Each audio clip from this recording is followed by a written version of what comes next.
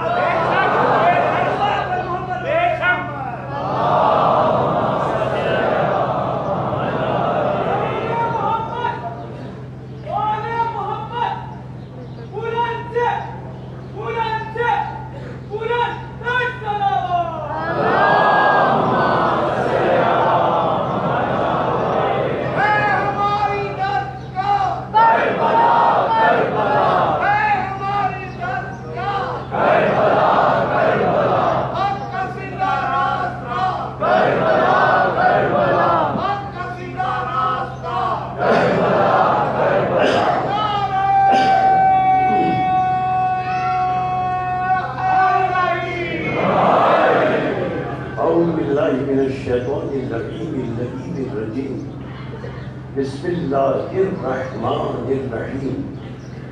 الحمد لله ذي العز الشامخ المنير ذي الجلال الفاتح العظيم ذي الملك الفاخر القديم مالك الأملاك مفلك الأفلاك مسخر الشمس والقمر مكبر الليل والنهار مكبر النهار على الليل قاسم كل جبار عنيد مهلك كل شيطان مريد رب الجنة والناس رب العالمين لا يسخره صراخ المستصرخين لا يبرمه إلحاح الملحين العاصم للصالحين موفق للمفلحين مولى العالمين أنزل السكينة على قلوب المؤمنين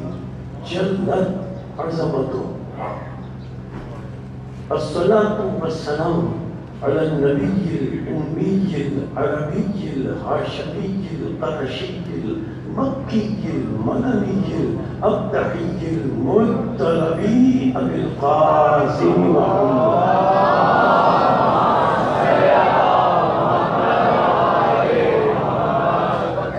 الصلاة والسلام على البيت الطيبين الطاهرين المعصومين المظلومين المنتجبين المنتخبين المطهرين الذين أذهب الله عنهم الرجس وطهرهم تطهيرا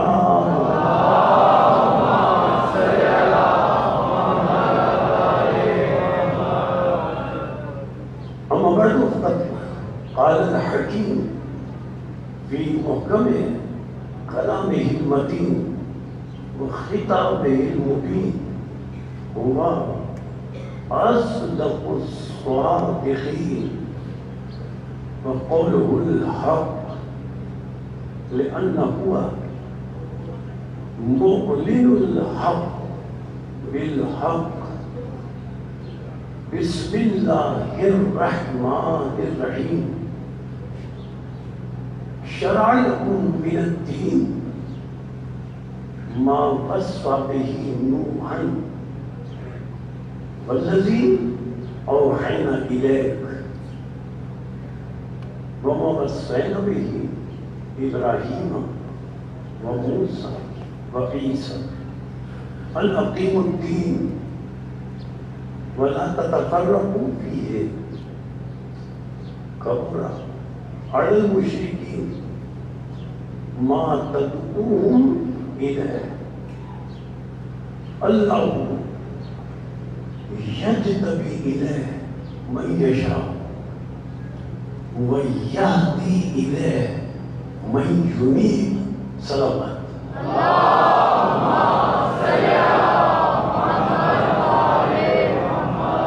قرآن مجید کا 42واں سورہ 13ویں آیت واقعی ہدایہ گفتگو کا موضوع شریعت اسلام اور مشیت الہیہ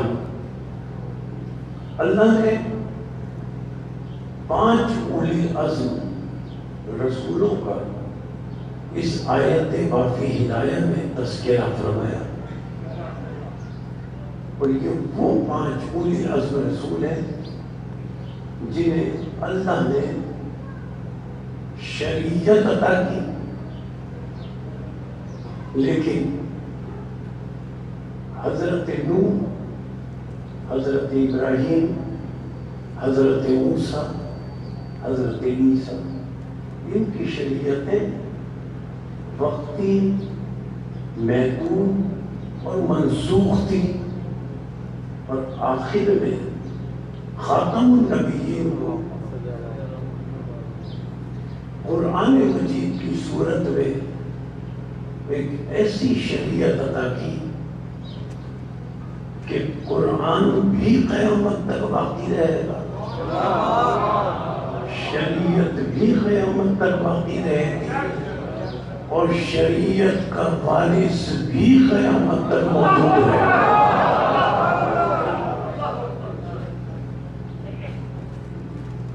شریعت کی تبلیغ پر، شریعت کی حفاظت کے لیے اللہ نے واضح طور پر ارشاد فرما دیا کہ کبر علی المشرکین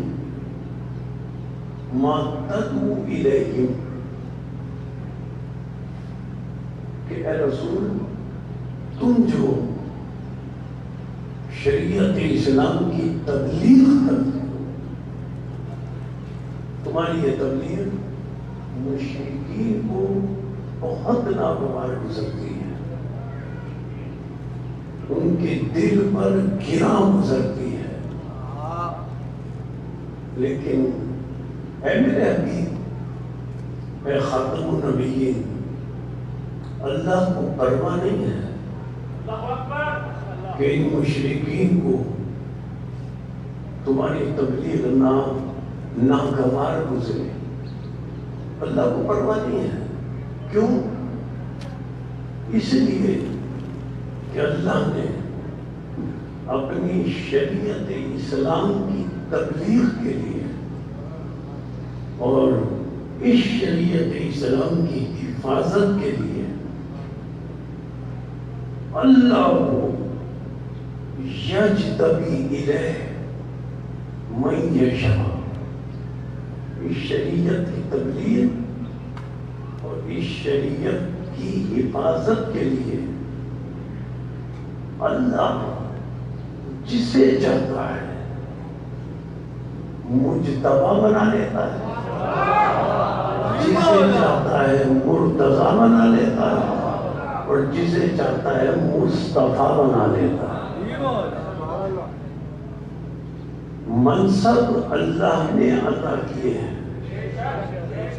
چاہے مجتبی کا منصب ہو، چاہے مرتضی کا منصب ہو، چاہے مصطفیٰ کا منصب ہو، چاہے مبلغ شریعت کا منصب ہو، چاہے محافظ شریعت کا منصب ہو، منصب عطا کرنے والی ذات صرف اور صرف اللہ کی ہے۔ سورہ نساء قرآن مجید کا چوتھا سورہ، اس بات کو ذہن میں رکھتے ہوئے آیتوں کے حوالے سے بات کو آگے بڑھاؤں۔ اللہ نے سورہ نساء میں ارشاد فرمایا ان یکن غنیا او فقیرا فاللہ اولا بہما۔ لفظ اولا پر توجہ ہے۔ اولا کے معنی کیا ہے؟ لغت میں دیکھیے ہر جگہ اولا کے معنی کیا ملتے ہیں، میں اس اعتبار سے ترجمہ کر رہا ہوں، اور ہر مفسر اور مترجم نے بھی کسی مذہب کو یہی ترجمہ کیا، تو ترجمہ میں اس منزل پر آپ کی سماعتوں کے لیے پیش کر رہا ہوں۔ اللہ نے فرمایا چاہے کوئی دولت مند ہو، چاہے کوئی غریب ہو، ان یکن غنیا اور فقیرا فاللہ اولا بہما۔ اے لوگوں، چاہے کوئی غریب ہو، چاہے کوئی امیر ہو، اے انسانوں، اللہ تم سے زیادہ تمہاری جانوں کا مالک ہے۔ اولا کے معنی کیا؟ تم سے زیادہ تمہاری جانوں کا مالک ہے۔ اب یہی لفظ اولا سورہ احزاب قرآن مجید کا 33واں سورہ، سورہ نساء میں تو اللہ نے فرمایا مطلق، مطلق یعنی کوئی قید نہیں ہے، کوئی شرط نہیں ہے۔ اے لوگوں، تمہاری جانوں کا تم سے زیادہ مطلق اللہ مالک ہے ہر اعتبار سے، ہر ایک کا۔ لیکن اب سورہ احزاب میں ایک قید لگائی، ارشاد فرمایا 33واں سورہ، مطلق اپنے لیے فرمایا، اور یہ مشروط آیت میں فرمایا شرط لگا کر، ارشاد ہوا النبی اولا، وہاں اللہ نے کہا میں اولا، تم سے زیادہ تمہاری جانوں کا مالک میں اولا، میں اولا۔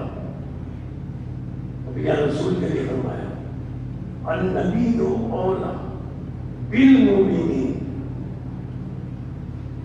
وہاں اللہ نے شرط نہیں لگائی، کہا سب کے لیے میں اولا، اور یہاں شرط لگائی النبی اولا بالمؤمنین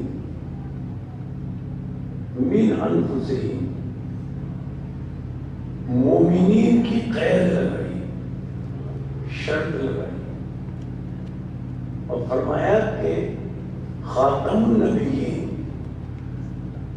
مومنین کی جانوں کے ان سے زیادہ مالک ہیں۔ یہاں شرط لگائی مومنین کی،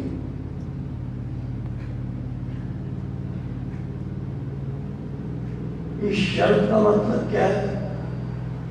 مسئلے کی تشریحوں کی تفسیر میں اس شرط کا مطلب یہ ملتا ہے کہ اللہ نے خاتم النبیین کے لیے یہ شرط لگائی کہ یہ مومنین میں ان کی جانوں کے ان سے زیادہ مالک ہے۔ مطلب یہ ہے مطلق مالک تو اللہ ہے، رسول کی ملکیت کا مطلب یہ ہے کہ مومنین کی جانوں میں کچھ ملکیت رسول رکھتے ہیں، مکمل ملکیت رکھنے والا اللہ ہے۔ اللہ نے فرمایا مومنین کی جانوں میں کچھ ملکیت رسول رکھتے ہیں۔ اللہ اولا مطلق، رسول اولا مشروط، کچھ ملکیت رکھنے والے ہیں۔ اب رسول نے یہی لفظ غدیر میں استعمال کیا، کس سے خطاب کر کے؟ مومنین سے، جو حاجی بھی تھے نمازی بھی تھے،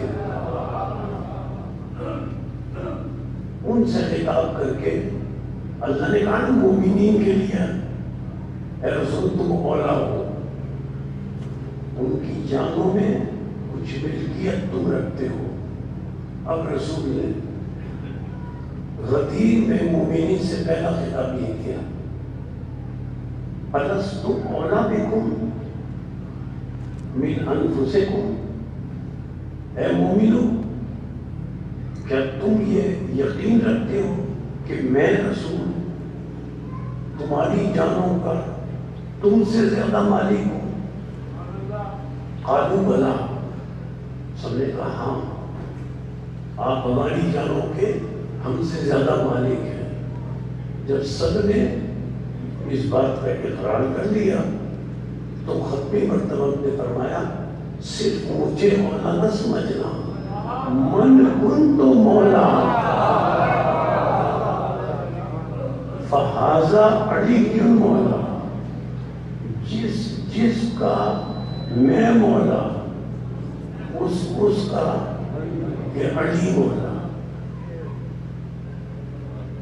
جس کے لیے میں مولا اس کے لیے یہ علی مولا۔ یہ کچھ ملکیت کا مطلب کیا ہوا کہ مومنین کی جان میں کچھ ملکیت رکھتے ہیں۔ تو معصوم کے فرمان کے تحت ان کی نص کے حوالے سے گفتگو کر رہا ہوں، جو مسئلے کے تشریحوں میں ہے کہ معصومین نے یہ فرمایا کہ رسول اور اہل بیت یہ جو مومنین کی جانوں پر کچھ ملکیت رکھتے ہیں، اس کا مطلب یہ ہے کہ جب حشر کا میدان ہوگا اور حشر کے میدان پہ حساب کتاب ہوگا تو یہ رسول اور آل رسول مومنین جو ان سے مودت اور محبت رکھتے ہیں، جو مومنین ان سے مودت اور محبت رکھتے ہیں، حشر کے میدان میں رسول اور آل رسول اللہ کی بارگاہ میں عرض کریں گے، یا اللہ ان مومنین کی مودت اور محبت کی وجہ سے ہم بھی ان کی جانوں میں ملکیت رکھتے ہیں، یا اللہ چونکہ ہم ان کی جانوں میں ملکیت رکھتے ہیں اس لیے کہ ہم سے مودت کرتے ہیں، کہ ہم سے محبت کرتے ہیں، تو یا اللہ چونکہ ہم ملکیت رکھتے ہیں اس لیے ہم بس ان کی تجھ سے شفاعت کرتے ہیں، یعنی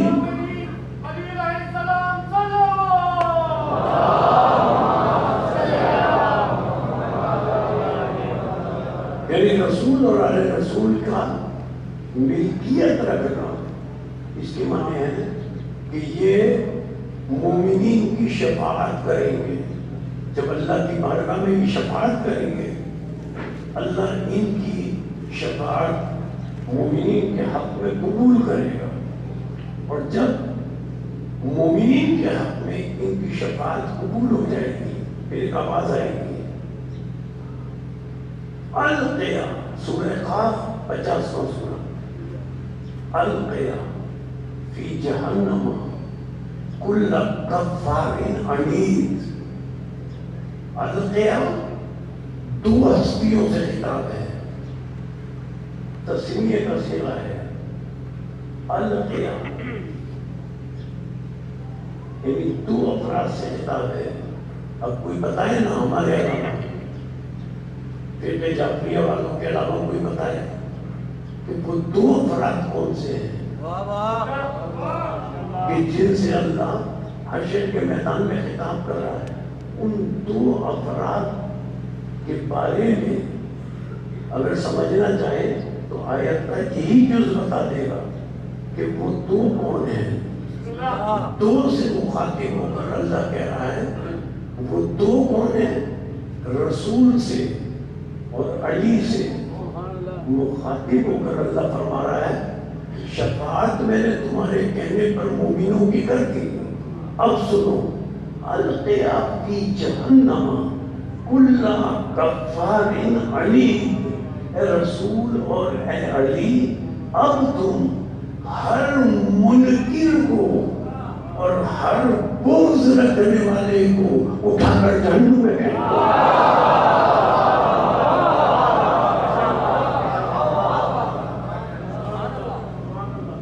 شفاعت کی جب بات کی جاتی ہے تو بہت سے مسئلے کے کہتے ہیں کہ ہماری پیشہ شفاعت کریں گے، تو یہ اللہ قرآن میں بات کرتے ہوئے شریعت اسلام اور مشیت الہی تک گفتگو کو لے جانا چاہتا ہوں۔ ہر ایک یہ دعویٰ کرتا ہے کہ شفاعت کا قائل ہے، تو میں اللہ کی بارگاہ میں عرض کروں گا، یا اللہ قرآن میں ہمیں یہ بتا دے کہ جو تیری بارگاہ میں شفاعت کرنے کا حق رکھتے ہیں، نام تو قرآن میں بتاتا نہیں ہے، تیرا طرز تکلم یہ نہیں ہے، تیرا اصول کے بیان نہیں ہے، پہچان تو بتاتا ہے، تو کیا اللہ کوئی ایسی پہچان بتا دے کہ کوئی غلط توبہ نہ کر سکے، اور پتہ چل جائے اس پہچان کے ذریعے کہ آخرت میں مومنین کی جانوں میں ملکیت رکھ کر یہ شفاعت کرنے والے کون ہیں۔ تو سنیں، صرف سورہ النحل 78واں سورہ، اس کی 38ویں آیت کا آیت پڑھ کر صرف ترجمہ کر رہا ہوں، کوئی تفسیر نہیں، کوئی تشریح نہیں۔ اللہ نے ارشاد فرمایا حشر کے میدان کا ذکر کرتے ہوئے، اللہ فرماتا ہے یوم یقوم الروح والملائکۃ صفا، سنو حشر کا میدان ایسا ہوگا اور نام منظر ہوگا کہ روح القدس اور فرشتے سب صفے بنائے کھڑے ہوں گے، ولا یتکلمون، یوم یقوم الروح والملائکۃ صفا لا یتکلمون الا من اذن له الرحمن۔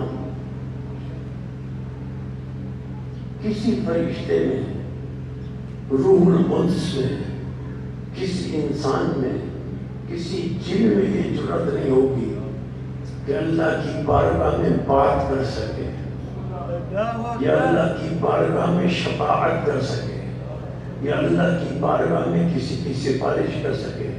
اللہ فرماتا ہے جو شفاعت کرنے والے ہیں ان کی پہچان ہی ہے، آیت میں بتائی کوئی نہیں بول سکے گا حشر کے میدان میں، اس منزل پر کسی کو کلام کرنے کی اجازت نہیں ہوگی۔ اللہ فرماتا ہے صرف وہ بولے گا جس کے اندر یہ دو باتیں ہوں گی۔ پہلی بات کیا؟ لا یتکلمون الا من اذن له الرحمن وقال صوابا، صرف وہ بول سکے گا کہ جسے اللہ بولنے کا اذن دے چکا۔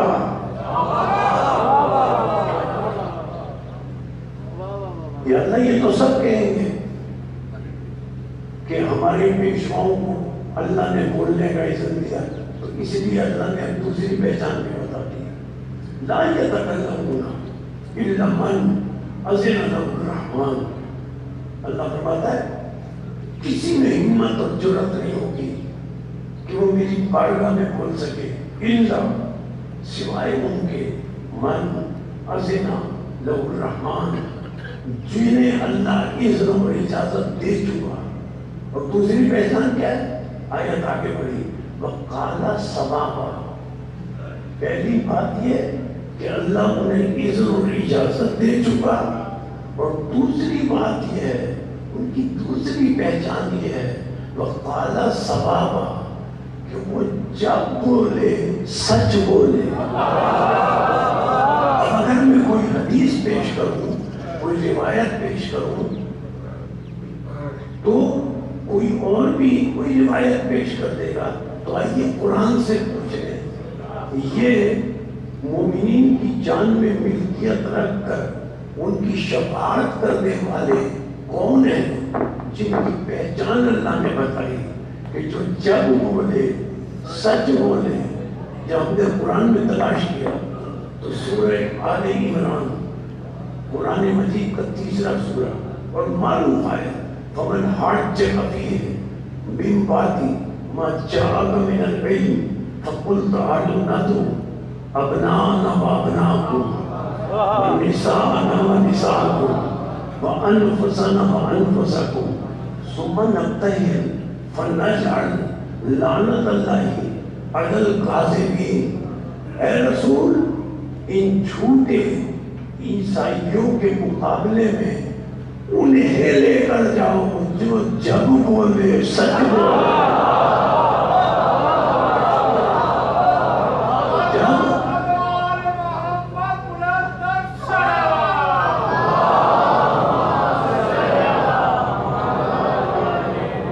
جب خاتم النبیین انہیں لے کر گئے کہ کہ جو جب بولے سچ بولے. تو عیسائیوں نے, نجران کے عیسائیوں نے دیکھا ایسے کالے بادل اٹھ رہے ہیں کہ جس کے لیے توریت میں لکھا ہے, انجیل میں لکھا ہے کہ جب پچھلی امتوں پر عذاب نازل ہوا کرتا تھا تو ایسے ہی بادل اٹھ کر آتے تھے. ادھر سے جب وہ چلے کہ جو جب بولے سچ بولے, ادھر سے بادل چلے. عیسائی دستبردار ہو گئے, ہم مباہلہ نہیں کریں گے. اب جو سماعتوں کے لیے پیش کر رہا ہوں, اللہ نے کیا فرمایا؟ لعنت اللہ علی الکاذبین. اے رسول, صادقین کے مقابلے میں یہ جو جب بولے سچ بولے, ان کے مقابلے میں وہ آئیں گے جو جھوٹے ہوں گے. لعنت اللہ علی الکاذبین, اور ان پر اللہ کی لعنت ہوگی. یہ ہے نا آیت کے لفظ ہے نا, ان پر اللہ کی لعنت ہوگی جو ان کے مقابلے میں آئیں گے. عیسائی تو دستبردار ہو گئے.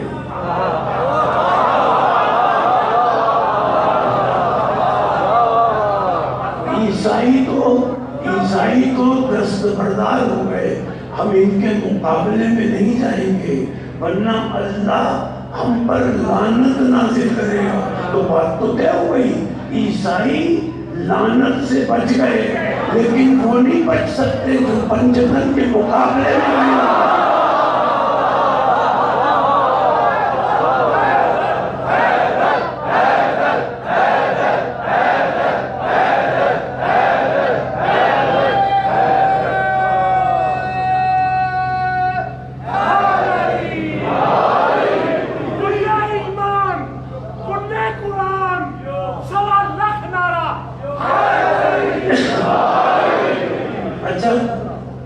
تاریخ کے حوالے سے عجیب بات آپ کی سماعتوں کے لیے عرض کر رہا ہوں. 8 محرم کے حوالے سے آیت مباہلہ جب نازل ہوئی, عیسائی دستبردار ہوئے, چلے گئے. دوسرے دن حضرت علی مسجد نبوی میں نماز پڑھ رہے. اللہ اکبر. اور بھی دوسرے حضرات مسجد نبوی میں نماز پڑھ رہے تھے, حضرت علی بھی پڑھ رہے تھے. اب سنیں جملہ آج 8 محرم کے حوالے سے. حضرت علی نے نماز کے بعد اپنے دونوں ہاتھوں کو اللہ کی بارگاہ میں بلند کیا اور بلند آواز سے دعا کی, یا اللہ اب مجھے بھی ایک بیٹا دے دے.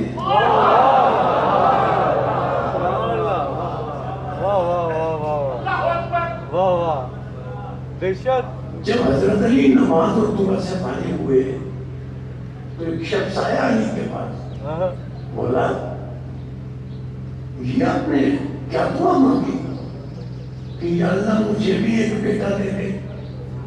تو آپ کے پاس تو امام حسن امام حسین علیہ السلام جیسے جوانان جنت کے سردار ہیں, وہ آپ کے بیٹے ہیں. علی نے فرمایا کل جو آیت مقاہلہ نازل ہوئی تھی وہ تم نے نہیں سنی؟ اللہ نے بتایا یہ میرے بیٹے ہیں ہی نہیں, یہ تو رسول کے بیٹے ہیں.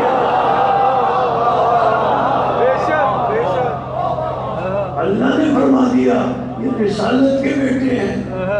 جب وہ رسول کے بیٹے ہیں تو اب میں کہہ رہا ہوں یا اللہ مجھے بھی ایک بیٹا دے. یا اللہ میں نبوت کا محافظ ہوں, مجھے وہ بیٹا دے جو امامت کا محافظ ہوں.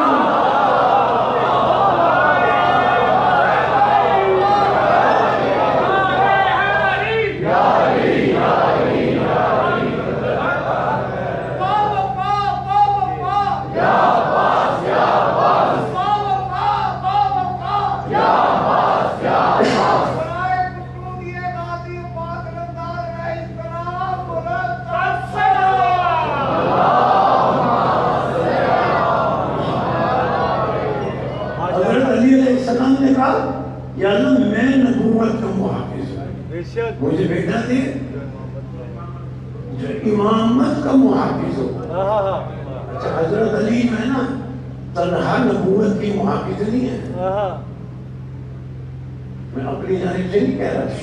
سورہ انعام قرآن مجید کا چھٹا سورہ اور سب متفق ہیں کہ اس سورہ انعام کی جتنی آیتیں ہیں مکے میں نازل ہوئی. اب میں یہ بحث نہیں کرنا چاہتا کہ کون سا مکی سورہ ہے جس میں مدنی آیتیں ڈال دی گئی اور کون سا مدنی سورہ ہے جس میں مکی آیتیں ملا دی گئی. لیکن سب متفق تو ہیں نا کہ سورہ انعام میں جتنی آیتیں نازل ہوئی وہ ساری مکے میں نازل ہوئی. تو تنہا حضرت علی نبوت کے محافظ نہیں ہیں.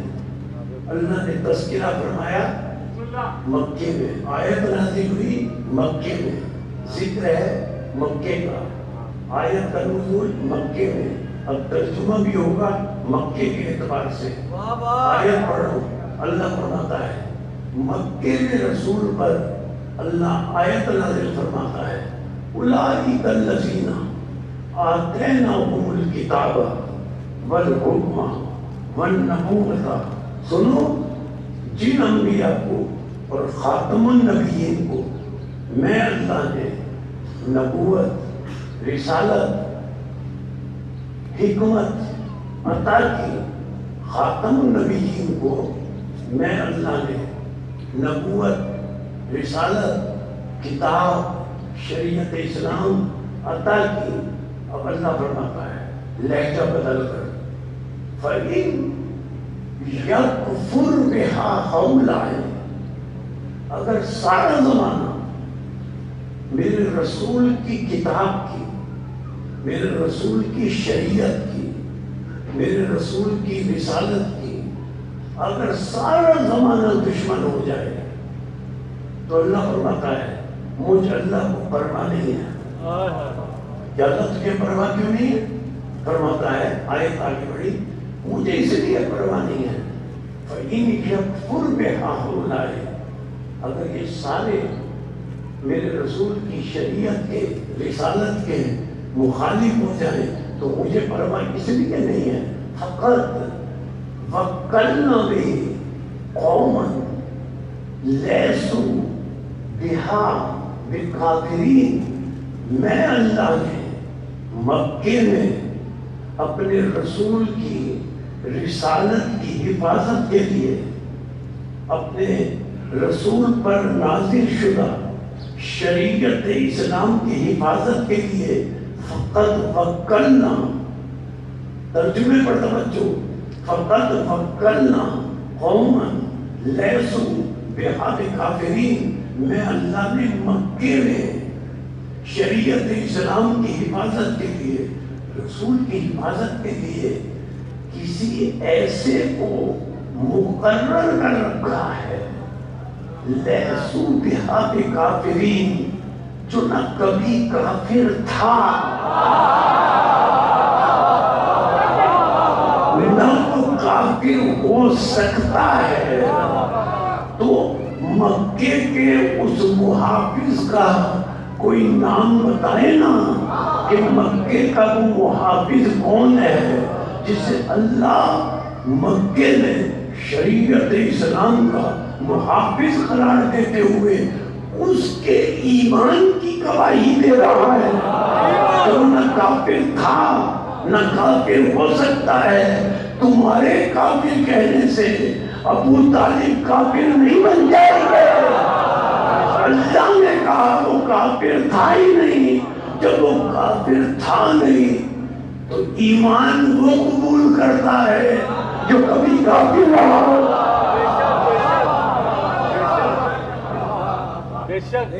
تو مکے کے محافظ اللہ نے سورہ انعام میں فرمایا حضرت ابو طالب ہے.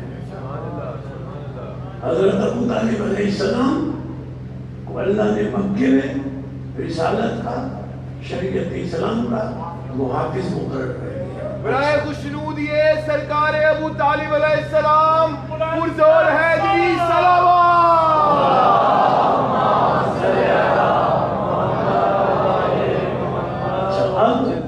سورہ مائدہ قرآن مجید کا 5واں سورہ، یہ سورہ رسول اکرم پر مدینے میں نازل ہوا۔ آیت کا آغاز ہو رہا ہے یا ایھا الذین آمنوا سے۔ جس آیت کا آغاز ہو یا ایھا الذین آمنوا سے، آنکھیں بند کر کے کہتے ہیں یہ آیت مدینے میں نازل ہوئی۔ اس لیے کہ جو آیت مکی میں نازل ہوئی وہاں اللہ جب خطاب کرتا ہے تو اللہ فرماتا ہے یا ایھا الناس، اے لوگوں۔ مدینے میں جب خطاب کرتا ہے تو اللہ فرماتا ہے یا ایھا الذین آمنوا، اے ایمان والو۔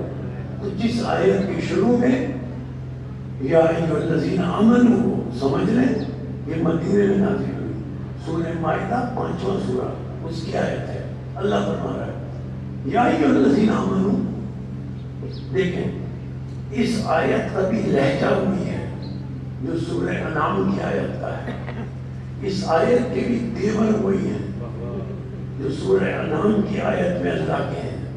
اللہ نے اس میں ارشاد فرمایا یا ایھا الذین آمنوا من یرتد منکم عن دینہ، اے ایمان والو۔ مشرک سے بات نہیں کی جا رہی، کافر سے بات نہیں کی جا رہی، اے ایمان والو اگر تم میں سے کوئی دین کو اور شریعت اسلام کو چھوڑ کر مرتد ہوتا ہے تو اللہ فرماتا ہو جائے، مجھے اس کی پرواہ نہیں ہے۔ قرآن مجید کا کوئی لفظ بغیر کسی حکمت کے نہیں ہوتا۔ اللہ نے فرمایا تم میں سے اگر کوئی مرتد ہوتا ہے تو ہو جائے، تو کوئی نہ کوئی تو تھا نا جو مرتد ہو رہا ہوگا، اس کو دیکھ کر اللہ نے کہا اگر تم میں سے یا ایھا الذین آمنوا من یرتد منکم عن دینہ، اگر تم میں سے کوئی مرتد ہوتا ہے تو ہو جائے، اللہ کو تمہارے مرتد ہونے کی پرواہ نہیں ہے۔ فسوف یأتی اللہ بقوم یحبهم ویحبونہ اذلۃ علی المؤمنین عزۃ علی الکافرین یجاہدون فی سبیل اللہ ولا یخافون لومۃ لائم ذالک فضل اللہ یؤتیہ من یشاء واللہ ذو الفضل العظیم۔ اللہ فرماتا ہے اگر تم میں سے کوئی مرتد ہوتا ہے تو ہو جائے، وہی لہجہ جو سورہ انعام میں اللہ کا تھا کہ مکے میں سے اگر کوئی شریعت اسلام کی طرف نہیں آتا نہ آئے، اللہ کو پرواہ نہیں ہے، وہی لہجہ وہی تیور یہاں پر تم میں سے اے ایمان والو اگر کوئی شریعت اسلام اور دین کو چھوڑتا ہے تو چھوڑ دے، اللہ کو پرواہ نہیں ہے۔ کیوں پرواہ نہیں ہے؟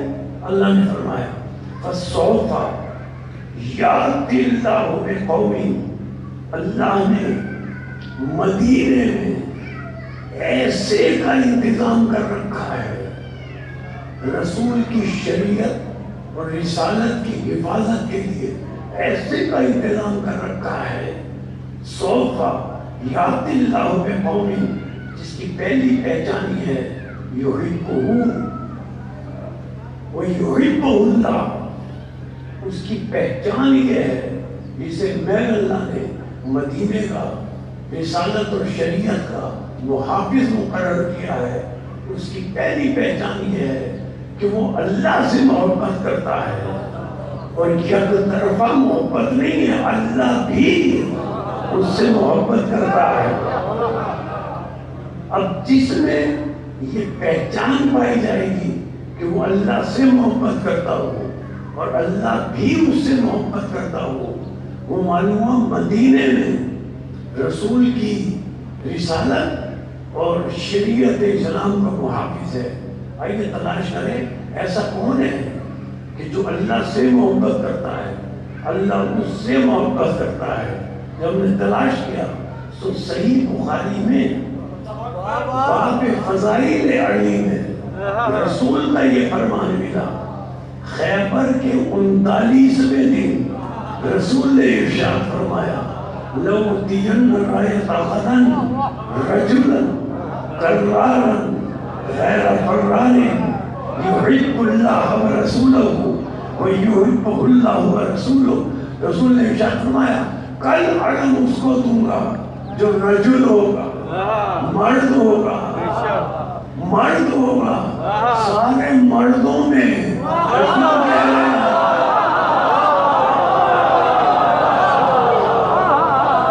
سارے مردوں کے سامنے رسول کہہ رہے ہیں کل مرد کو علم دوں گا, رجل کو علم دوں گا جس کی پہچان یہ ہے اللہ اس سے محبت کرتا ہوگا, وہ اللہ سے محبت کرتا ہوگا.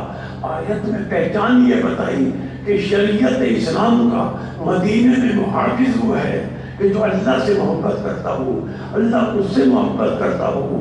اور رسول نے 39ویں دن اعلان کر کے 40ویں دن علم حضرت علی کو دیا. حالانکہ اس سے پہلے لوگ خیبر میں جاتے رہے تھے, علم لے کر جاتے تھے, علم لے کر واپس آ جاتے تھے.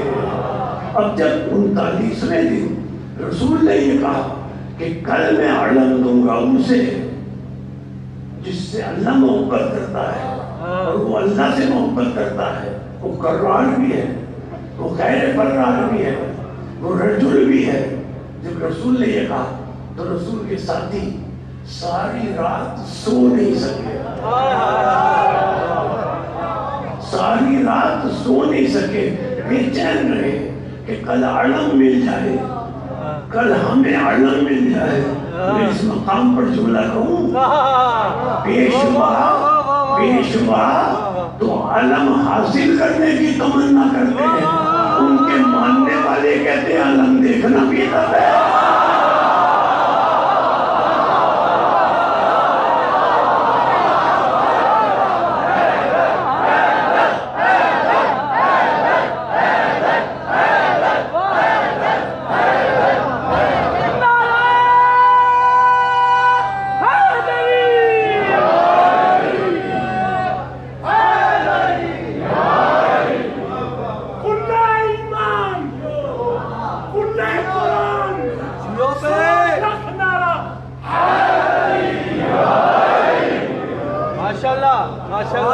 علم کس کو دیا؟ حضرت علی علیہ السلام کو علم دیا. اچھا, جب حدیث خیبر فرمائی صحیح بخاری شریف میں پڑھ لیجئے باب فضائل علی میں رسول نے فرمایا جسے میں کل علم دوں گا لا یرجع, وہ میدان سے واپس نہیں پلٹے گا حتی یفتح اللہ علی یدیہ, جب تک اس کے ہاتھوں پر اللہ اسے فتح نہ عطا کر دے وہ واپس نہیں پلٹے گا. عجیب مرحلہ فکر کا ہے. علی کو علم دیا, علی نے 2 قدم آگے بڑھائے, علی نے 2 قدم آگے بڑھائے, اور 2 قدم آگے بڑھانے کے بعد اب علی کی پشت رسول کی طرف ہے, چہرہ سامنے ہے. قرآن نے کہا ہے کہ رسول کی طرف پشت نہ کرو, رسول کی طرف پشت نہ کرو. لیکن علی نے 2 قدم آگے بڑھائے. یاد آیا علی کو, چہرہ میدان کی طرف ہے علی کا, پشت رسول کی طرف ہے. کہتے ہیں یا رسول اللہ, چہرہ میدان کی طرف, پشت رسول کی طرف. علی کہتے ہیں یا رسول اللہ کب تک لڑوں؟ رسول نے جواب میں فرمایا حتی یفتح اللہ علی یدیہ, جب تک اللہ تیرے ہاتھوں پر فتح نہ دے دے. جو ساتھی رسول کے تھے نا اعتراض کرنے لگے کہ پشت آپ کی طرف کر کے علی بات کر رہے ہیں. رسول سے کہا یا رسول اللہ آپ کی طرف پشت کر کے بات کر رہے ہیں. حضرت علی انہیں اپنا چہرہ آپ کی طرف کر کے بات کرنا چاہیے تھا. رسول نے کہا مجھ سے نہ پوچھو، علی سے پوچھو. اب جب انہوں نے علی سے پوچھا جانے سے قبل آپ نے رسول کی طرف پشت کر کے بات کیوں کی، تو علی نے فرمایا تم نے کل نہیں سنا تھا کہ رسول نے فرمایا تھا لا ترجعوا حتی یفتح اللہ علیہ، یہ واپس نہیں پڑ جائے گا جب تک پتہ نہ مل جائے. اگر یہ میری طرف چہرہ کر لیتا، اگر علی کہتے میں رسول کی طرف چہرہ کر لیتا تو رسالت کے فرمان کی تصدیق ٹھیک ہو جاتا.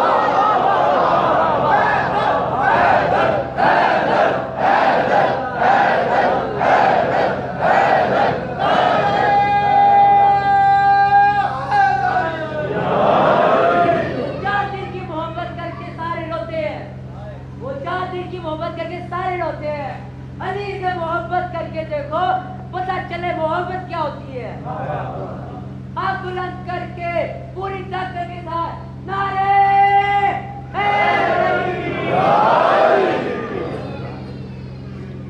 کیوں مقروض ہے زمانہ حسین کا؟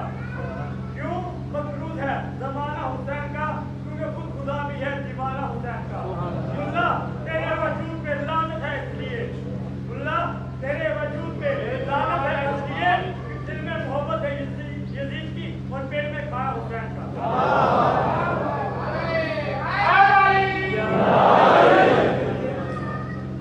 تو یہ بات صحیح بخاری میں طے ہو گئی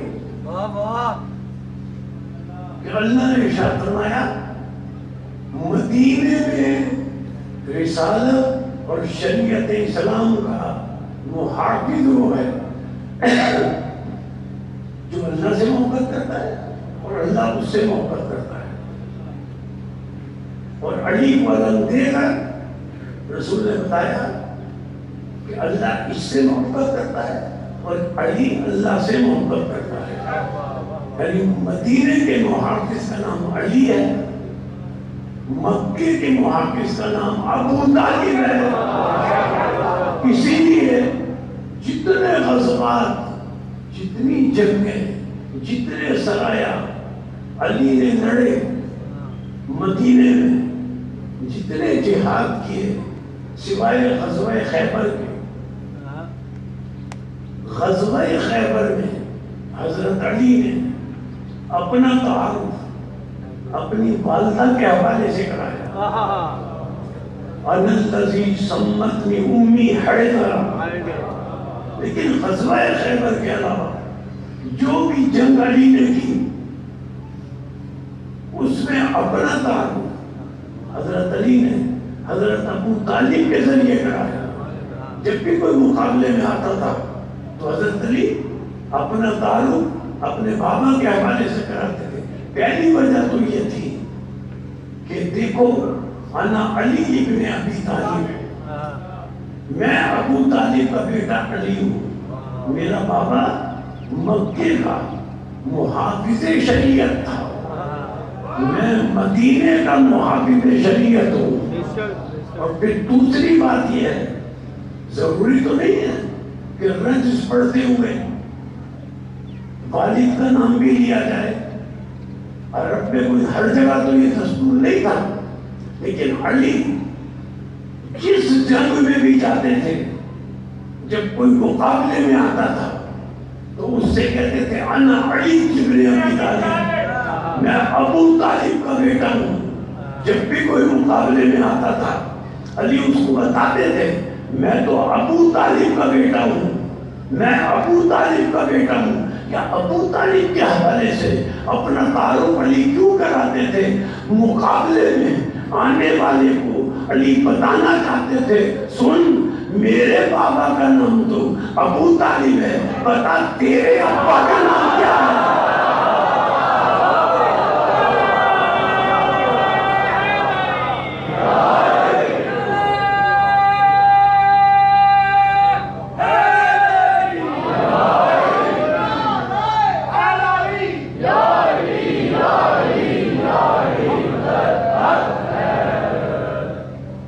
مکے کے محافظ شریعت کا نام حضرت ابو طالب. مدینے میں شریعت کے اور نبوت کے محافظ کا نام علی ابن ابی طالب اور امامت کے محافظ کا نام حضرت عباس.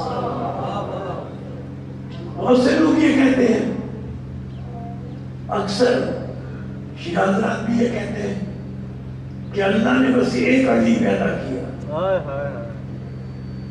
نہیں عزیزان محترم، کیا شان ہے حضرت ام البنین سلام اللہ علیہا کی، کیا شان ہے ام البنین سلام اللہ علیہا کی، جنہوں نے علی کی موجودگی میں کائنات کو دوسرا علی دے دیا.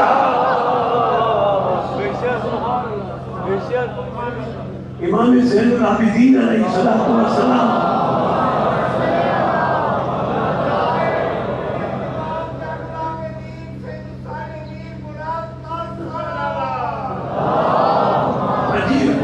عجیب فرمان ہے چوتھے امام کا عجیب فرمان ہے. امام فرماتے ہیں کہ اگر 13واں امام ہوتا تو میرا چچا عباس ہوتا.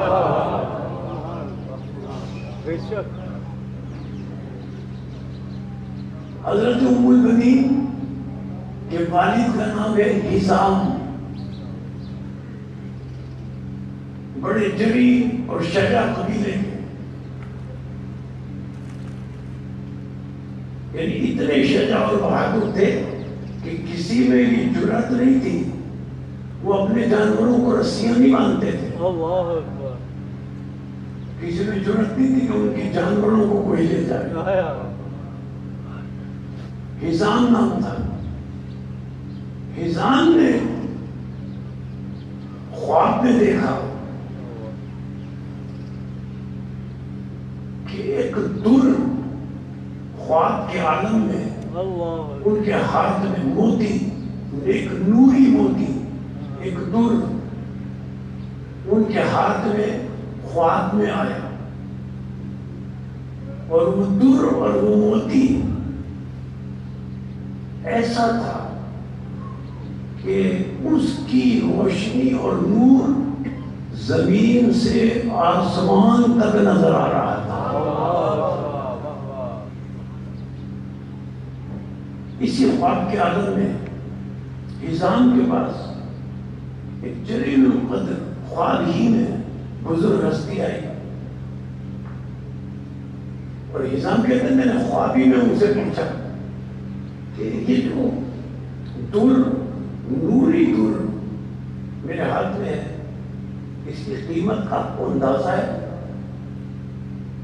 تو ان جلیل قدر بزرگ نے کہا قیمت کا تو اندازہ نہیں ہے، لیکن یہ دور تم کسی جلیل القدر ہستی کے حوالے کرنا. اگر تم اس جلیل القدر ہستی کے حوالے کرو گے تو اس سے ایک ایسا بیٹا پیدا ہوگا جو پوری کائنات کے لیے بھائی سے فخر ہوگا. بس اس خواب کے بعد حضرت ام البنین دنیا میں آئی.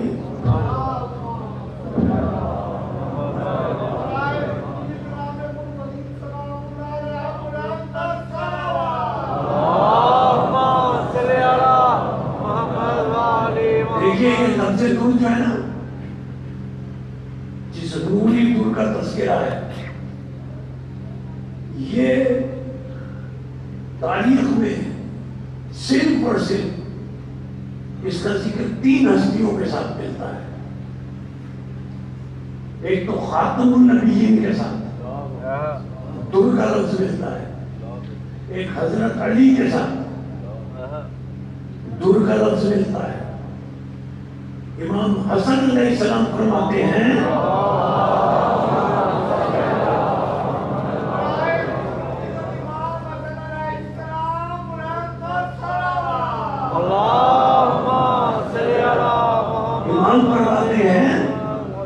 ایک دور حضرت علی کے ساتھ رسول کے ساتھ ایک حضرت علی کے ساتھ. امام حسن فرماتے ہیں کعبے کے صدف کو شکافتہ کر کے جو درے ولایت نکلا وہی تو میں نے بابا علی ہیں. اور تیسرا لفظ در حضرت ام البنین سلام اللہ علیہ کے ساتھ. حضرت ام البنین کی کوئی تفصیلی گفتگو نہیں, اختصار سے عرض کروں. ابھی شادی نہیں ہوئی تھی. میں یہ عرض کرنا چاہ رہا ہوں کہ آج 8 محرم کے حوالے سے کہ حضرت عباس علیہ السلام کو قمر بنی ہاشم کیوں کہتے ہیں. ابھی حضرت ام البنین سلام اللہ علیہ کی شادی نہیں ہوئی تھی. حضرت ام البنین نے خواب میں دیکھا کہ آسمان سے ایک چاند اور 3 ستارے ان کی گود میں آ گئے. جب تصویر حضرت علی سے ہوئی تب اس خواب کی تعبیر حضرت ام البنین نے علی سے پوچھی. علی نے کہا وہ جو چاند تمہاری گود میں آیا تھا وہی تو عباس ہے جو قمر بنی ہاشم ہے.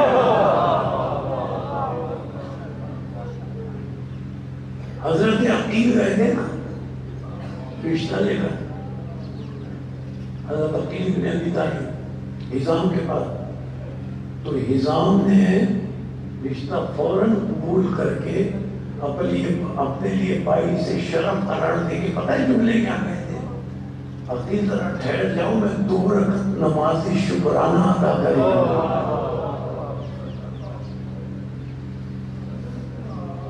میں تجویز کی جناب ام البنین سلام اللہ علیہ کہ اس کی تفصیل میں نہیں جانا چاہتا ہوں, بس اردو کو مسائل تک لے جانا چاہتا ہوں. لیکن 2 باتوں کے بعد حضرت ام البنین کے یہاں تجویز کی بات حضرت عباس آئے. اب سنیے گا, عجیب مرحلہ ہے فکر کا.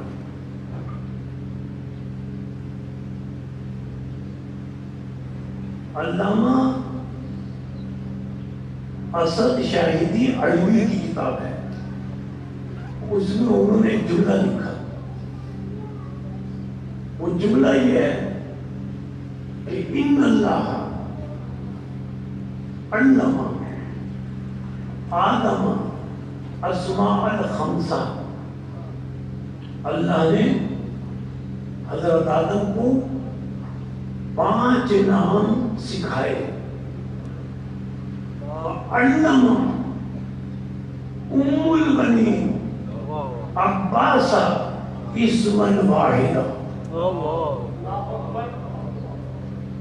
اور حضرت ام البنین نے حضرت عباس کو صرف ایک نام سکھایا.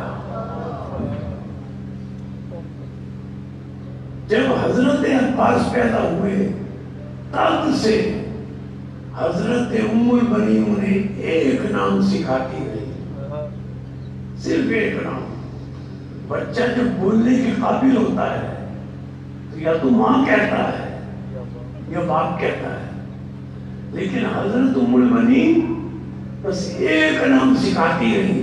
جب حضرت عباس, علامہ اسد لکھتے ہیں, جب حضرت عباس علیہ السلام بولنے کے قابل ہوئے تو سب سے پہلا لفظ ماں اور بابا کے علاوہ وہ نہیں بولے.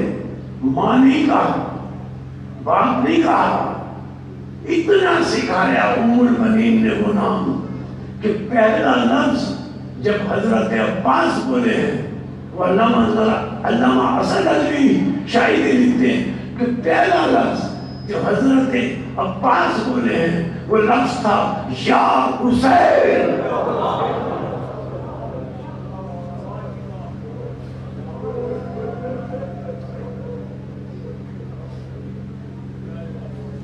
حضرت ام البنین سلام اللہ علیہ اپنے 4 بیٹوں سے کہتے ہیں تم کنیز کی اولاد ہو, تربیت ہے ان کی. یہ آقازادے ہیں, یہ آقازادیاں ہیں. دیکھو چاروں بیٹوں سے کہتی تھی انہیں جب بھی کو مولا یا کہنا یا مولا تی کہنا یا تو آقا کہنا یا آقا ذاتی کہنا. اور ایک بڑا عجیب بات کہتی تھی حضرت ام المؤمنین سلام اللہ علیہ, وہ اپنے چاروں بیٹوں سے کہتی تھی دیکھو یہ آقا ذاتی ہو یا آقا ذاتی ہو, ان کے چہرے کی طرف نظر نہ ڈالا کرو.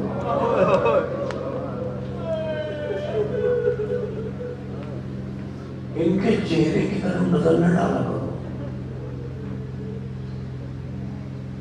دو موقع ایسے ملتے ہیں کہ حضرت عباس علیہ السلام نے ایک موقع پر جناب زینب سلام اللہ علیہا کے چہرے پر نظر ڈالی اور ایک موقع پر امام حسین علیہ السلام کے چہرے پر نظر ڈالی. یہ دو موقع نظر آتے ہیں تاریخ میں. ایک موقع ہوتا حضرت عباس 11 سال کے تھے, حضرت ام المؤمنین بھی بیٹھی ہوئی تھی,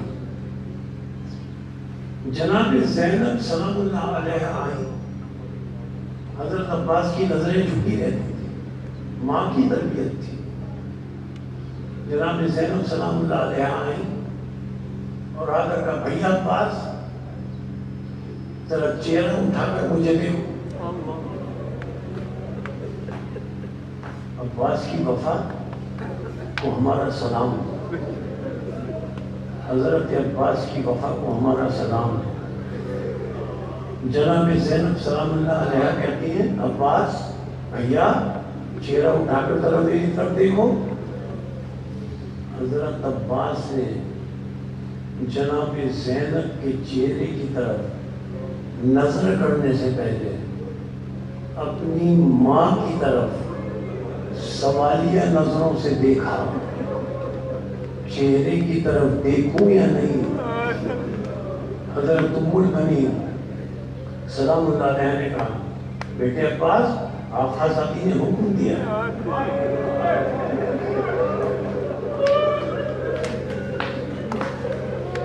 اب آقا ذاتی کے چہرے کی طرف دیکھو. آقا ذاتی نے حکم دیا ہے, اب آقا ذاتی کے چہرے کی طرف دیکھو. حضرت عباس نے جناب زینب سلام اللہ علیہ کے چہرے کی طرف دیکھا. کیوں جناب زینب سلام اللہ علیہ نے کہا تھا؟ حضرت عباس علیہ السلام کی 11 سال کی عمر تھی, آنکھیں سرخ ہو رہی تھی.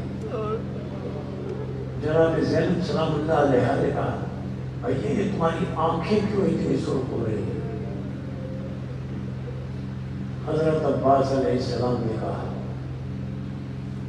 یہ ایک موقع ہے. کہتے ہیں آقا ذاتی کل رات کی بات ہے جب مولا حسین سونے کے لیے لیٹے تو مجھ سے کہا بھیا عباس ذرا پانی پلاؤ.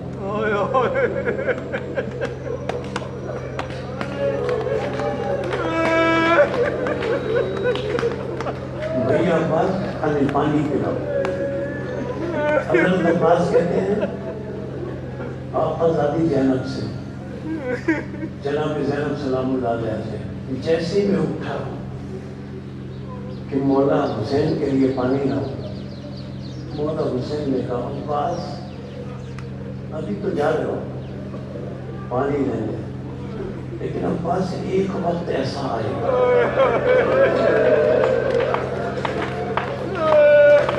میں پانی مانگوں گا تم نہیں دو گے.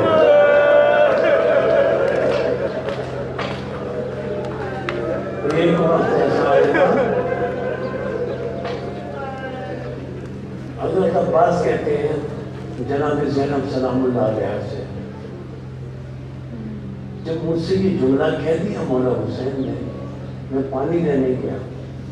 جب میں پانی لے کر واپس آیا مولا حسین سو چکے تھے. چونکہ مولا حسین مجھ سے کہہ چکے تھے کہ میں پانی مانگوں گا تو تم نہیں دو گے، تو آقا زادی میں مولا حسین کے سرانے ساری رات پانی لے کر کھڑا کہ پتہ نہیں کب میرے مولا حسین کی آنکھ کھل جائے اور پتہ نہیں وہ کب مجھ سے پانی مانگے۔ جناب زینب سلام اللہ علیہ بلند آواز سے چیخ کر روئیں اور رو کر کہا بھیا عباس، یہ بھائی حسین نے کل رات کے لیے نہیں کہا تھا، یہ کربلا کے لیے کہا تھا۔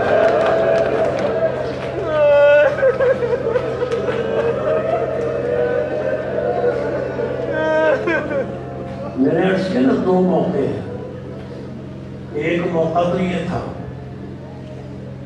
کہ جب حضرت عباس ساری رات جاگتے رہے تھے، آنکھیں سر ہو چکی تھی، تو جناب زینب سلام اللہ علیہ کی طرف بہن کو ہمیشہ آقا ذاتی کہا، اور ساری زندگی امام حسین علیہ السلام کو بھائی نہیں کہا۔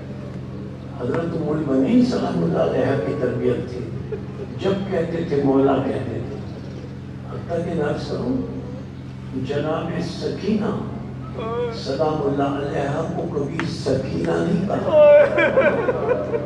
ہمارا سلام حضرت عباس کی وفاؤں پر جناب سکینہ کو آقا زادی سکینہ کہتے تھے۔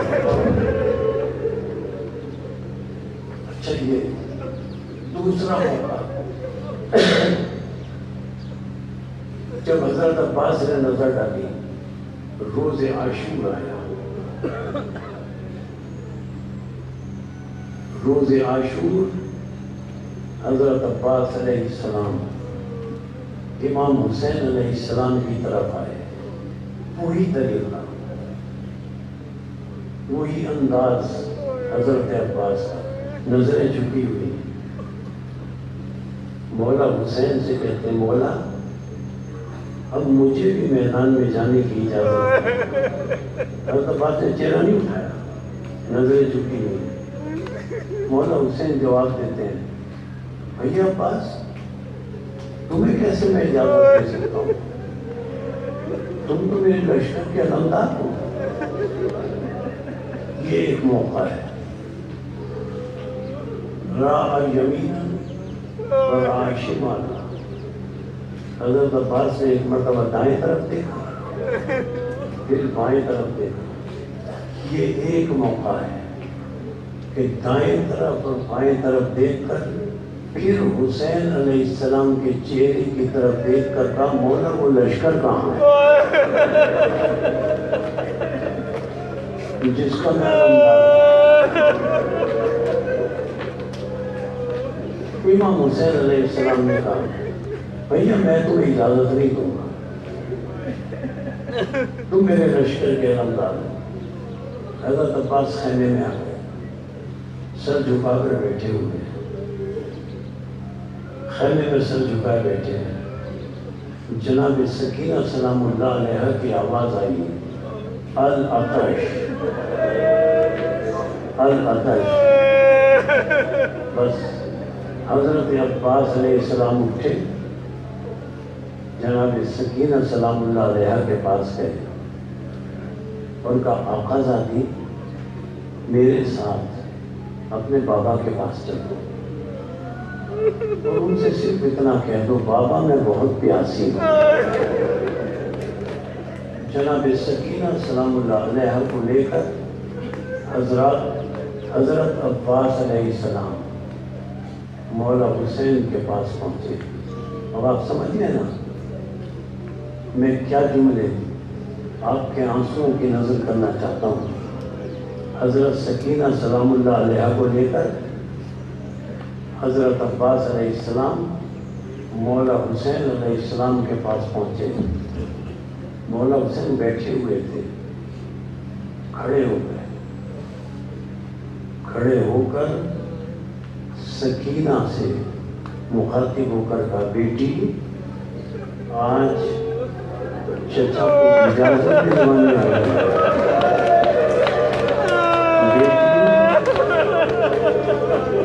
بیٹی آج چچا کو اجازت دلوانے آئی ہے، سمجھ گئے نا تم؟ میں تو صرف دوہرا رہا ہوں، آپ کے علم میں ہے کہ کیا جملے کے مولا حسین علیہ السلام نے؟ بیٹی آج چچا کو اجازت دلوانے آئی ہے، کل جب منہ پر تماچے پڑیں گے، کل جب منہ پر تماچے پڑیں گے، کل جب کانوں سے گوشوارے اتریں گے، تو اسی چچا کو تو آواز دے گی، اچھا بھیا عباس، اچھا بھیا عباس۔ مولا حسین کہتے ہیں اچھا، میں تمہیں جنگ کرنے کی اجازت نہیں دیتا، ہاں سکینہ کے لیے پانی لانے کی کوئی سبیل ہے، لیکن بھیا عباس میدان میں جانے سے پہلے اپنی بہن زینب سے ملتے ہیں، امام کے حکم کے تحت حضرت عباس علیہ السلام سر جھکائے ہوئے جناب زینب سلام اللہ علیہا کے خیمے میں آئے۔ آقا زادی مولا حسین نے اجازت دے دی ہے، اب آپ سے اجازت لینے آیا ہوں کہ آقا زادی سکینہ کے لیے پانی لانے کی کوئی سبیل کروں۔ جناب زینب سلام اللہ علیہ فرماتی ہیں بھیا عباس چلے جانا، بس ایک حدیث سن لو، مجھے اپنے بابا کا، بھیا عباس مجھے اپنے بابا کا ایک فرمان یاد آ رہا ہے، بس وہ سن لو چلے جانا، ذرا بیٹھ جاؤ۔ حضرت عباس بیٹھ گئے، اب جناب زینب سلام اللہ علیہ کہتی ہے بھیا عباس میں 2 یا 2.5 سال کی تھی، اپنے بابا علی کے زانوں پہ بیٹھی تھی، میرے بازو سے ردا ہٹ گئی،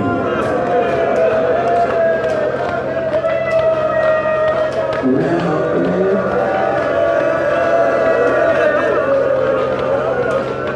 اپنے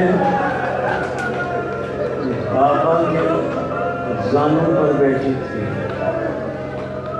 2 یا 2.5 سال کی تھی، بھیا عباس میرے بازو سے چادر ہٹ گئی، میرے بابا نے میرے بازو کو پیار کرنا شروع کر دیا، جب بابا نے بھیا عباس جب بابا نے میرے بازوؤں کو بہت زیادہ پیار کیا تو میں نے بابا سے کہا بابا بچا کیا ہے، اتنا پیار کیوں کر رہے ہیں؟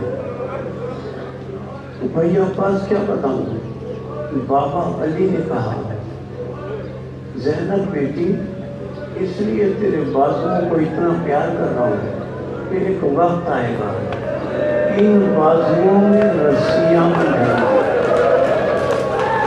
ان بازوؤں میں رسیاں بندھیں گی، ان بازوؤں میں رسیاں بندھیں گی۔ اب جناب زینب سلام اللہ علیہ کہتی ہیں بھیا عباس میری یہ عمر ہو گئی، جب بھی بابا کا یہ فرمان مجھے یاد آتا تھا میری سمجھ میں نہیں آتا تھا، بابا کا یہ فرمان میری سمجھ میں نہیں آتا تھا، میں سوچتی تھی کہ جس بہن کے 18 بھائی ہوں اور جس بہن کا عباس جیسا بھائی ہو، کس میں ہمت ہے کہ عباس کی بہن کے ہاتھوں میں رسیاں باندھ سکے، भैया अब्बास, आज बाबा का फरमान समझ में आ गया। अब मेरे हाथों में, बाजों में अब रस्सियां बंधेंगी। भैया अब्बास जाओ। हजरत अब्बास गए। इमाम हुसैन अलैहिस्सलाम हजरत अली अकबर से कहते हैं, उधर अब्बास घोड़े पर बैठे, इधर हुसैन ने अपनी कमर को पकड़ा। इनका सराजानी, अब्बास मेरी कमर टूट गई, मेरी कमर टूट गई। ये कहकर हुसैन जमीन पर बैठे, अब्बास घोड़े पर बैठे, हुसैन जमीन पर बैठे। बेटा अली अकबर, हुसैन कहते हैं बेटा अली अकबर जरा खड़े हो जाओ, खड़े होकर देखते रहो, मेरे भाई की जंग मुझे बताते रहो। अली अकबर कहते हैं बाबा बाबा चचा लड़ते जा रहे हैं, अलम बुलंद होता जा रहा है। चचा अलम बाबा अब ऐसा लगता है कि नहर फुरात में पहुंच गया है। अब ऐसा लगता है नहर फुरात में पहुंच गया है, इसलिए कि अलम और बुलंद हुआ है। बाबा अब ऐसा लग रहा है कि अलम तेजी से खैमे की तरफ आ रहा है, अलम तेजी से खैमे की तरफ आ रहा है। इधर एक मर्तबा ये जुमला कहने के बाद चीख कर बुलंद आवाज से अली अकबर रोए, रो कर कहा बाबा ये क्या हुआ, बाबा ये क्या हुआ। अलम ने दाएं से बाएं करवट दे दी, अलम ने दाएं से बाएं करवट दे दी। बाबा ये क्या हुआ। अलम दाएं तरफ नहीं रहा, अलम बाएं तरफ आ गया। हुसैन ने कहा मेरे भाई की बाजू की है, मेरे भाई की बाजू की है। अब हजरत अली अकबर ने कहा, अली अकबर ने कहा बाबा बाबा अब अलम नजर नहीं आ रहा, अब अलम नजर नहीं आ रहा। उधर हजरत अब्बास ने बश के सकीना को नहर फुरात से भरा, भर कर अलम को लेकर घोड़े पर सवार होकर खैमे की तरफ बढ़ रहे हैं। एक जालिम आगे बढ़ा, चारों तरफ से घेर लिया अश्कियन। एक जालिम आगे बढ़ा, हजरत अब्बास का दायां बाजू कट कर जमीन पर गिरा। हजरत अब्बास ने अलम को बाएं हाथ में ले लिया, जालिम ने एक वार किया, बायां बाजू अब्बास का कट कर जमीन पर गिरा। लेकिन हमारा सलाम हजरत अब्बास की वफा पर अलम गिर गया। सकीना का पानी का मशकीज़ा अब्बास ने जमीन पर न गिरने दिया। हमारा सलाम हजरत अब्बास की वफा पर सकीना के पानी के मशकीज़े को, जिसमें पानी भरकर नहर फुरात से अब्बास लेकर आए थे ताकि खैमे में पहुंच जाए, उस मशके सकीना के तस्मे को अपने दांतों से थामा और दांतों से थामे हाथ गिर चुके हैं जमीन पर, खैमे की तरफ बढ़ते जा रहे हैं। उम्मीद है हजरत अब्बास को कि आकाज़ादी सकीना तक पानी पहुंच जाएगा, लेकिन अज़ादारू आपको पता है ना, एक तीर आया मशके सकीना में लगा, तीर का मशके सकीना में लगना था। पानी बहकर जमीन पर गिरा, पानी जमीन पर गिरा। हजरत अब्बास ने खयाम अहले बैत की तरफ देखकर बुलंद आवाज से कहा आकाज़ादी सकीना अपने चचा को माफ कर देना, आकाज़ादी सकीना अपने चचा को माफ कर देना, तुम्हारे लिए पानी नहीं ला सका। और आवाज थी मौला अदरिकनी, हुसैन अली अकबर को साथ लेकर चले, अली अकबर को साथ लेकर चले। दाएं आंख में तीर लगा हुआ था, बाएं आंख में हजरत अब्बास के खून था। हजरत इमाम हुसैन अलैहिस्सलाम ने कहा भैया अब्बास, वैसे तो मैं भी तुम्हारे पास आने वाला हूँ, लेकिन दुनिया की दस्तूर है कि दुनिया से जाने वाले के से पूछा जाता है कि वसीयत क्या है। भैया वैसे तो मैं भी तुम्हारे पास आने वाला हूँ, लेकिन बताओ वसीयत क्या है। پہلی وصیت حضرت عباس نے کی، مولا میری لاش کو خیمے میں نہ لے جانا، میری لاش کو خیمے میں نہ لے جانا، میری لاش کو خیمے میں نہ لے جانا۔ آقا ذاتی کو چہرہ دکھاتے ہوئے مجھے شرم محسوس ہو رہی ہے، اور مولا جب پیدا ہوا تھا تو پہلے آپ کی زیارت کی تھی، اب ایک آنکھ میں تیر ہے، ایک میں خون ہے، کہا مولا اگر میرے ہاتھ ہوتے میں آپ کو تکلیف نہ دیتا۔ حسین نے ابا کے دامن سے آنکھوں کے خون کو صاف کیا۔ بس آج کی گفتگو کے اختتامی جملے، حضرت عباس نے حسین کی زیارت کی۔ ایک مرتبہ حسین نے حضرت عباس کا زانو اپنے حضرت عباس کا سر اپنے زانو پر رکھا۔ جب گھوڑے سے گرے تھے نا، میں نے جملہ آپ سے کہہ دیا کہ حضرت عباس جب گھوڑے سے گرے آواز دی مولا آدھے گری۔ اچھا میں نے کہہ دیا تھا اور آپ نے سن لیا تھا، عزادارو وہ بھی تو جملہ آپ کر دی۔ ایک ذاکرہ کے بعد میں جناب سیدہ آئی تھی، اور جناب سیدہ نے آ کر کہا تھا تو میرے بیٹے عباس کے مسائل بہت اچھے پڑھتی ہے، لیکن تم نے آج تک یہ نہیں بتایا کہ جس کے بازو نہ ہو وہ گھوڑے سے کیسے گرتا ہے، جس کے بازو نہ ہو وہ گھوڑے سے کیسے گرتا ہے۔ بس عباس آخری جملے، عباس کا سر حسین کے زانو پر ہے، عباس کا سر حسین کے زانو پر ہے۔ عباس نے اپنا سر حسین کے زانو سے ہٹا کر زمین پر گرا دیا۔ حسین نے پھر عباس کا سر اپنے زانو پر رکھا، پھر عباس نے نیچے گرا دیا، پھر حسین نے عباس کا سر اپنے زانو پر رکھا، پھر عباس نے حسین کے زانو میں سر ہٹا دیا۔ حسین نے رو کر کہا بھیا عباس یہ بوڑھا بھائی آخری وقت میں تھوڑی سی خدمت کرنا چاہتا ہے، تم وہ خدمت قبول نہیں کر رہے، کیا اپنے بھائی سے ناراض ہو؟ آپ جانتے ہیں نا کہ حضرت عباس نے کیا جملے کہے؟ حضرت عباس نے کہا مولا بس مجھے یہ یاد آ گیا تھا کہ جب رسول دنیا سے گئے تو ان کا سر علی کے زانوں پر تھا، جب علی دنیا سے گئے ان کا سر حسن کے زانوں پر تھا، جب حسن دنیا سے گئے ان کا سر آپ کے زانوں پر تھا۔ بس مولا میں نے اپنا سر آپ کے زانوں سے اس لیے ہٹایا کہ میرے بعد جب آپ جائیں گے تو آپ کا سر کس کے زانوں پر ہوگا؟ آپ کا سر کس کے زانوں پر ہوگا؟ ایک شیر سے آواز آئی عباس فکر نہ کر فاطمہ زہرا، فاطمہ زہرا مقتل میں آ گئی ہے، اپنے بیٹے کا سر اپنے زانوں پر